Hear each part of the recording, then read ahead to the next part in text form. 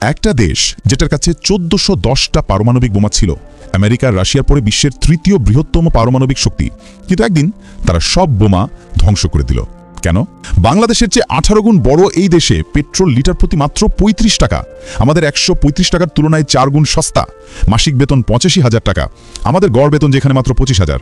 ৬টা বাচ্চা হলে সরকার আজীবন সব খরচ দেয়, প্রাথমিক থেকে বিশ্ববিদ্যালয় পর্যন্ত সব ফ্রি। আর শুনলে অবাক হবেন, এই দেশটা বাংলাদেশের চেয়ে 18 গুণ বড়, কিন্তু জনসংখ্যা আমাদের থেকে 8 গুণ কম। এখানে পতিতাবৃত্তি বৈধ। কাজাখস্তান, মধ্য এশিয়ার এই দেশটা এত বড় যে কল্পনা করুন, ২৭,২৪,০০০ বর্গ কিলোমিটার, মানে বাংলাদেশের পুরো আয়তন ১,৪৮,০০০ বর্গ কিলোমিটার। আর কাজাখস্তান 18টা বাংলাদেশের সমান, পুরো পশ্চিম ইউরোপ এর মধ্যে ঢুকে যাবে। কিন্তু জনসংখ্যা মাত্র 2 কোটি। বাংলাদেশে 18 কোটি মানুষ ১,৪৮,০০০ বর্গ কিলোমিটারে, আর ওখানে 2 কোটি মানুষ ২৭ লাখ বর্গ কিলোমিটারে। প্রতি বর্গ কিলোমিটারে মাত্র 7 জন, আমাদের যেখানে ১২১৬ জন। ১৯৯১ সালে সোভিয়েত ইউনিয়ন ভেঙে গেলে কাজাখস্তান স্বাধীন হয়, কিন্তু তাদের হাতে তখন ১৪১০টা পারমাণবিক ওয়ারহেড ছিল, বাংলাদেশের কাছে একটাও নেই। রাতারাতি তারা বিশ্বের ৪র্থ বৃহত্তম পারমাণবিক শক্তি হয়ে গেল। কিন্তু এখানেই আসল গল্প শুরু। আমেরিকার রাশিয়া চাপ দিতে শুরু করলো। ১৯৯৫ সালের মধ্যে কাজাখস্তান সিদ্ধান্ত নিল সব বোমা ধ্বংস করে দেব। পুরো বিশ্ব অবাক। কিন্তু দেখুন তাদের আসল সম্পদ কি। এখানে বিশ্বের ৩৫% ইউরেনিয়াম উৎপাদন হয়, বাংলাদেশের কোনো ইউরেনিয়াম খনিই নেই। ১০ বিলিয়ন টন তেলের মজুদ, কাতারের চেয়েও বেশি। বিশ্বের ৭ম বৃহত্তম তেলের মজুদ। বাংলাদেশের তেল উৎপাদন বছরে মাত্র ৫,০০০ ব্যারেল, আর কাজাখস্তান দিনে ১৮ লাখ ব্যারেল তেল উৎপাদন করে। আর দেখুন এই দেশের অদ্ভুত সব তথ্য। বাইকনুর কসমোড্রোম, এখান থেকে ১৯৫৭ সালে স্পুটনিক 1 মানব ইতিহাসের প্রথম কৃত্রিম উপগ্রহ উৎক্ষেপণ হয়েছিল।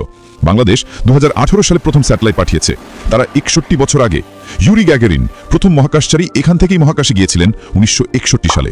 বালকাশ হ্রদ বিশ্বের ৪র্থ দীর্ঘতম হ্রদ, ১৬,৪০০ বর্গ কিলোমিটার। বাংলাদেশের সবচেয়ে বড় হ্রদ কাপ্তাই, মাত্র ৬৮৮ বর্গ কিলোমিটার, মানে বালকাশ হ্রদ ২৪টা কাপ্তাই লেকের সমান। এর এক পাশে মিঠা পানি, আরেক পাশে লবণ পানি। এখন দেখুন সাধারণ মানুষের জীবন কেমন। গড় বেতন মাসে প্রায় ৮৫,০০০ টাকা, বাংলাদেশের গড় বেতন মাত্র ২৫,০০০ টাকা, মানে ৩ গুণের বেশি।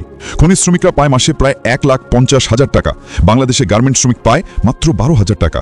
কিন্তু এখানে ভয়ানক সম্পদ বৈষম্য। মাত্র ০.০০১% মানুষের কাছে দেশের ৫৫% সম্পদ। বাংলাদেশেও একই সমস্যা, 1% ধনীর হতে দেশের ৩৮% সম্পদ।